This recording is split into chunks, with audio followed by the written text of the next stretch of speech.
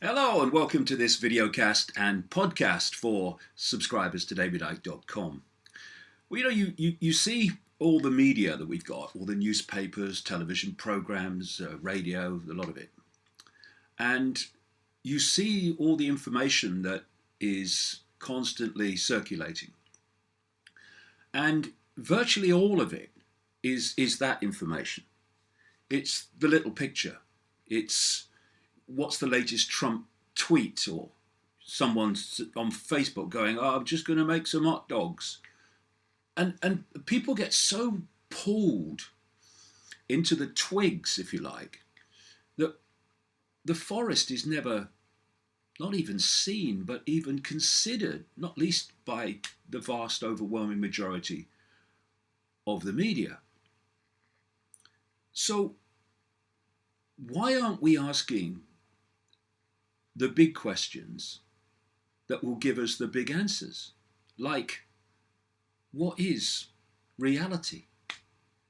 What is this place that we wake up in every morning?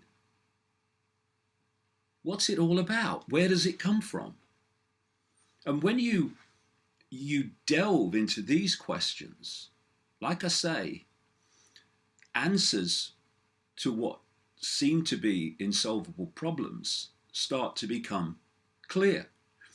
And mysteries which mainstream science can't answer, what people call, for instance, the paranormal, become not mysteries anymore once you go into this deeper level of questioning the nature of reality. I mean, how many people realize as they go through their lives, walking and driving through this apparently solid world, that the only place this world, this reality exists in the form that we are experiencing it is in our heads. All of it. So if I come to this question, that's kind of the title of the video cast today, if a tree falls, does it make a noise? Well, the answer that seems strange, well, only if you hear it, is actually confirmation of what I'm saying here. Because when the tree falls, it doesn't make any noise. What happens is it creates, if you like, vibrational disturbances in the energetic field, in the air. And these disturbances are picked up by our hearing senses and turned into electrical signals, electrical information, which is then communicated to the brain. And only in that part of the brain that specializes in decoding sound does that tree falling make a noise. And even then, only within a certain frequency band. And all the senses are doing this. The five senses. They're taking electromagnetic waveform information. They're turning it into electrical signals, communicating that to the brain. And that's where the decoding goes on. That turns that information into sight, hearing, touch, smell, and so on. So we're living in a world which we think is solid, that we think is outside of us, and it's not. It's only in here. Another example. Here we have, don't go out on me. Here we have a candlelight. Okay, yeah, he's holding a candle. Well, actually, I'm only holding a candle in your head and in my head. Because what you're looking at in its prime state is an electromagnetic field pulsing at certain frequencies. It has no color, has none of the things that you see. But my sight senses take that information, communicate it to my brain in electrical signals, and in a small part of the back of the brain, which decodes visual reality, this appears to be in my hand, when actually what I'm holding is an electromagnetic field, and what's holding it, my hand, is an electromagnetic field. Put the electromagnetic field out. So, how strange it is, but not really if you go deep in the rabbit hole, that this is not widely talked about, widely debated upon, so that we actually understand the reality that we are experiencing, which would mean we would live our lives in a different way from a different understanding, and we would have the knowledge to get past what appears to be constant walls of limitation, and I can't, and it can't be done, and it's impossible. You look at those various things that we think are impossible, can't be done, and invariably the reason we perceive that is because the world is solid. The world is not solid. What the universe is, and this is all provable fact, by the way, is information. Think of Wi-Fi. You know, in this room now, if I had Wi-Fi, there would be an entire global reality called the internet, the World Wide Web, in this space, apparent space that I'm apparently occupying. But where would it be? Where's the Wi-Fi? And if computers didn't exist, and you said to someone, actually, in this room, in this wherever you are, is a vast field of information which you can tap into anywhere in the world, and see this fantastic collective global reality called the internet. If people didn't realize that anything about computers, they would say you were mad. They'd say, what are you talking about? I can't see it. Where is it? Don't be stupid. But because we know about computers now, and we know about Wi-Fi and all that stuff, when you say that to people, they say, yeah, Wi-Fi, I know about that, yeah. Well, our reality is in so many ways the same. It's energetic information which we decode, a la the candle, etc., into an apparently physical reality that only exists in our head. And this is key to so much. What we are looking at with these waveform fields of, if you like, I call it the cosmic internet, the cosmic Wi-Fi, is potential possibilities and probabilities waiting to be manifest. And what we do is take probabilities and possibilities and decode them in the way I'm talking about into an experienced reality, which we don't think we're in control of.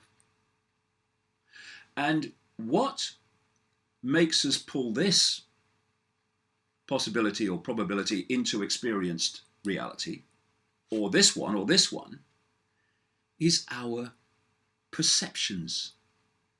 Everything is perception. And therefore, if, for instance, you have a what they call a rational mind, a mind where it is rigid in its belief in reality, then that perception will, through this process I'm talking about, become a self-fulfilling prophecy. Because you'll just keep pulling into experienced reality what you believe reality is. So if you apply this to this global conspiracy for human enslavement, it is, in the name of one of my books, a perception deception.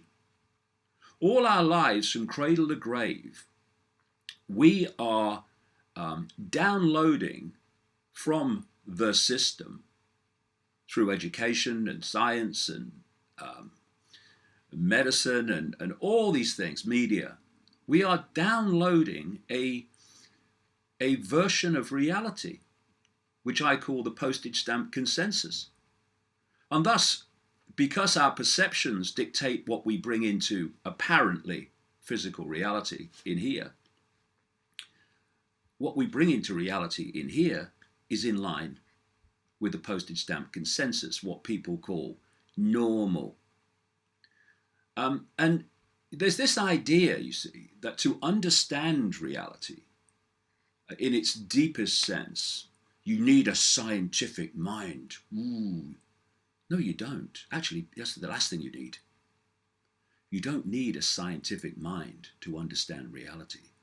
You need a free mind, which, if we go on buying the version of reality that we get from cradle to grave through education and all these other sources, we don't have a free mind.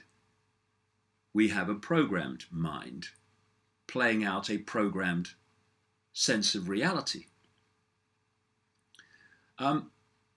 And if you do that and you don't look into the true nature of reality, then so many things that are actually true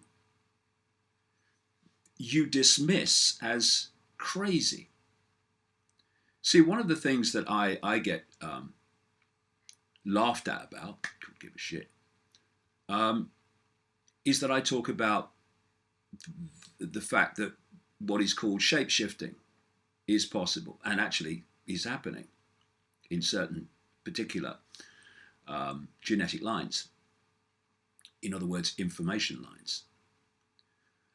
Because, and it's understandable from the postage stamp consensus perspective, people say you can't shift from one kind of body to another. You can't go from one solid body to another solid body and back again. And you know something? No, you can't. I'll be the first one to say that. Of course you can't. But the body is not solid.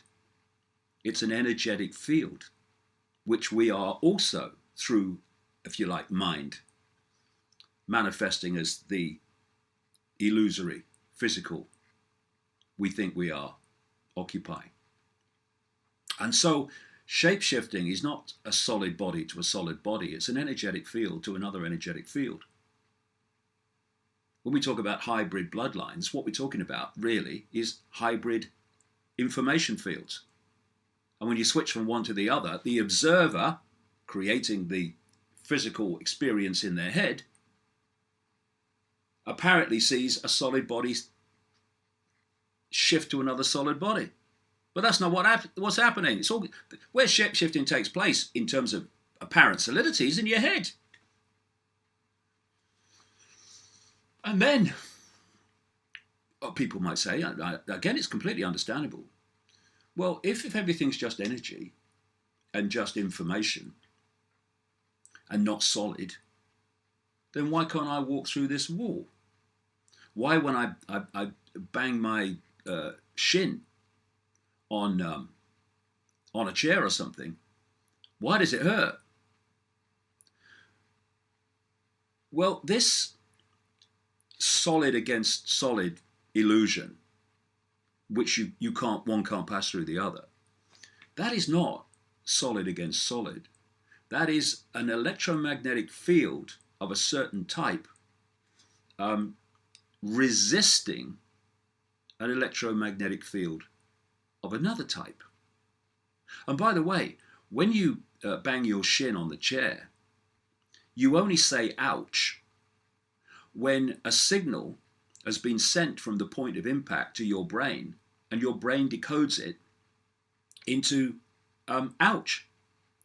There are now methods of pain relief which actually work to block the signal from the point of the source of the pain from getting to the brain, so it can't be decoded into pain.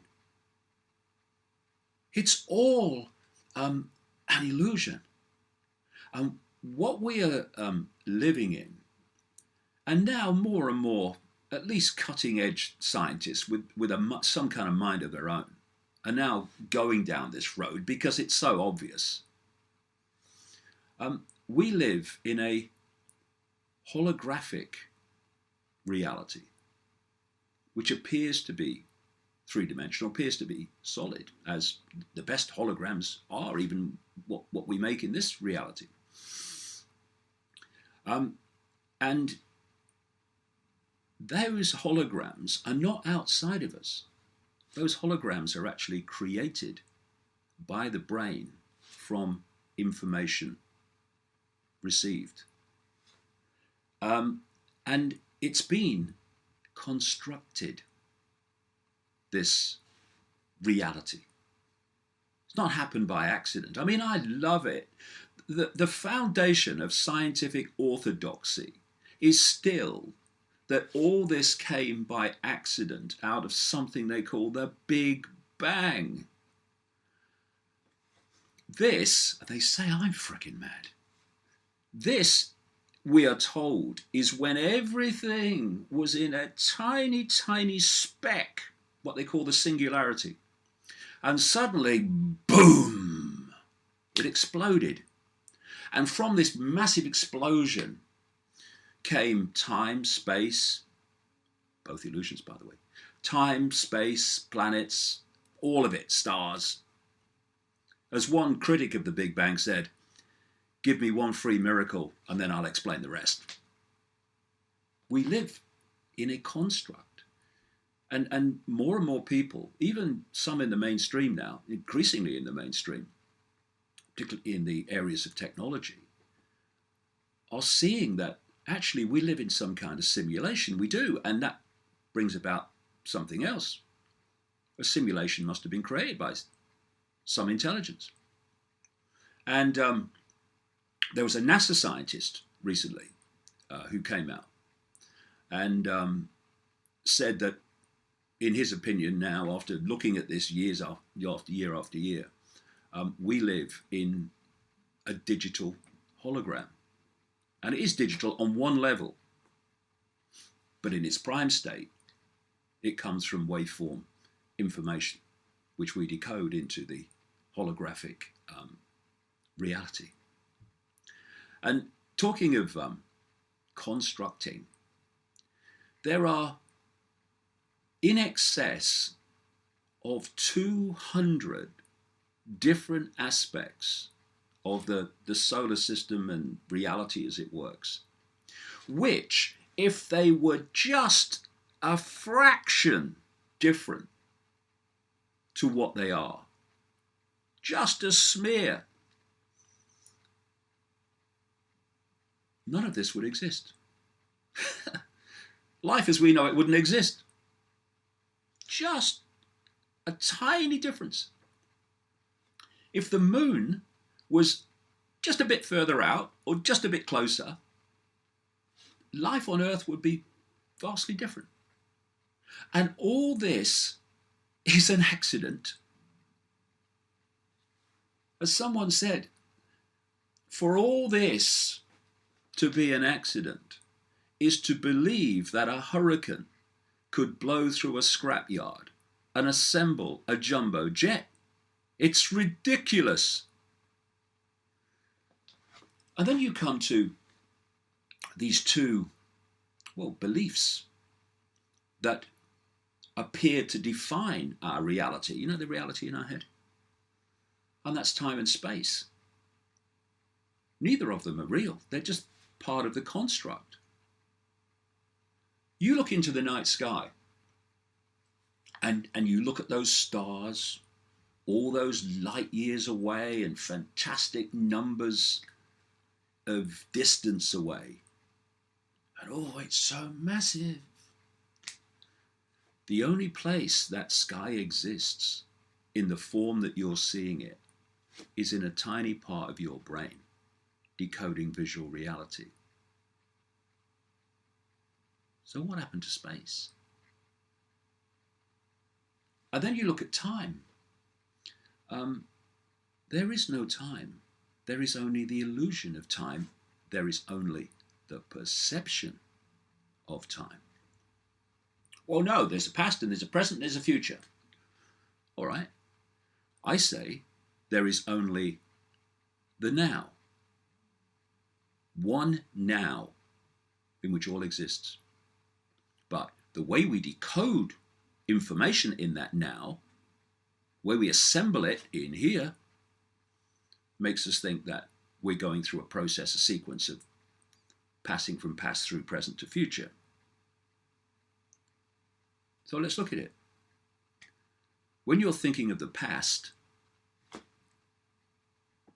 where are you? You're in the now. When you're thinking of the future, where are you? You're in the now. There is only the now. Everything else is illusion. Then, another question. Who's controlling this deal? It's a construct. It's been created by some form of intelligence. And who's controlling it? Who is controlling that chatter in people's heads that never shuts up? I go into all this in great detail in the books and in the world tour. But scientific experiment has thrown up big questions about this thing we call free will and where are our thoughts coming from? For instance, they did an experiment whereby they were observing activity in the brains of the subjects, and they asked them to randomly, when they chose, to move their hand. The activity in the brain to start the hand movement came a full half a second before the conscious decision to move the hand. Some later experiments were able to predict an action by someone 10 seconds before they decided to do it. As one scientist said, 10 seconds in terms of brain activity is a lifetime. So what's going on? These are the questions you never see or very rarely see addressed in the mainstream media, in education. Why? Because it's a perception deception to keep us ignorant of our reality and thus controlled by our reality and the perceptions that dictate our reality. And all that I'm talking about, this entire reality, all the things, the way we decode it, is all operating only in a tiny, tiny frequency band we call visible light. That's all that we can, quote, see. And according to mainstream science, and I think they're underestimating it, in terms of the numbers, I think we can see actually less than they say. According to mainstream science, the electromagnetic spectrum is 0.005%. 0.005% of what exists in the universe, in energy and all the other forms. Visible light is a fraction of the 0.005%. And that is what we call our world.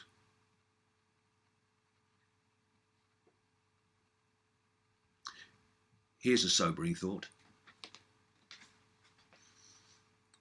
Political decisions the world over, scientific orthodoxy, medicine, education, media, all make their decisions, make their judgments, communicate their opinions on the basis that this world is literally solid, is outside of us, and would still be here if we weren't. No, it wouldn't, because it only exists in the form we experience it in here.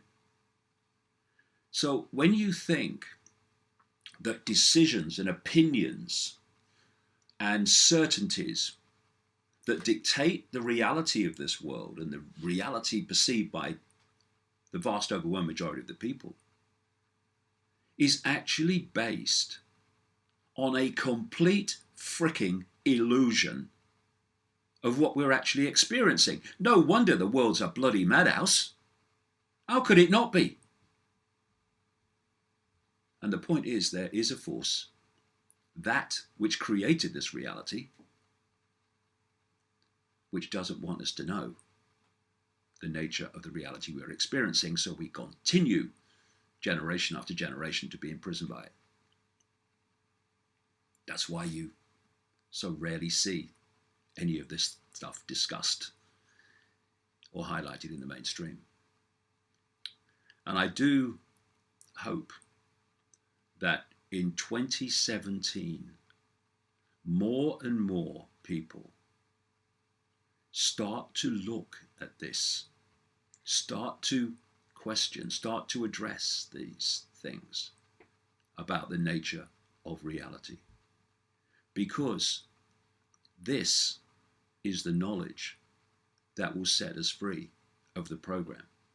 Because it's knowledge beyond the program that unveils how the program works. And the world that we see is like a movie screen. When a movie's on the screen, it's a done deal. You ain't going to change the movie on the screen. It's already there, playing out. What you have to do is go and find the source from which the movie is coming. And then you will be able to change the movie. And where this reality is coming from is not in the seen, it's in the unseen. You know, that people dismiss, can't see it, can't exist. And therefore, the true source of human control is coming from the unseen.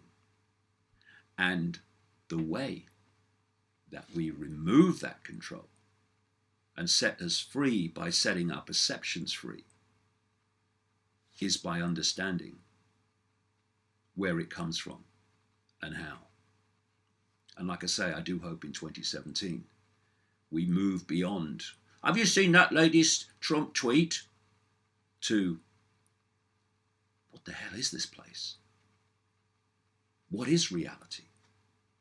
How do we control reality instead of letting reality control us? Do that, and the world will change in ways that currently are almost unimaginable.